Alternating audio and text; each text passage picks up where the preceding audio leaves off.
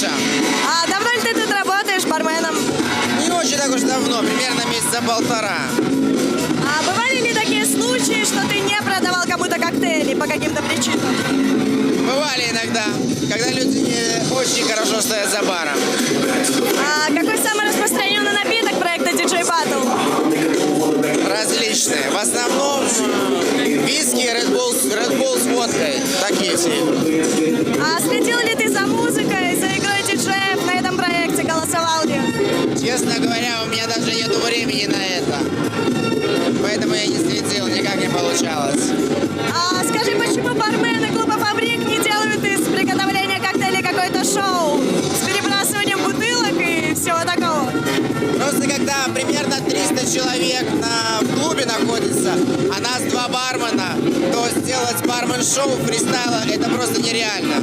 Ну а ты владеешь вот этим навыком? Да, да. Клево, спасибо большое. Да не за что.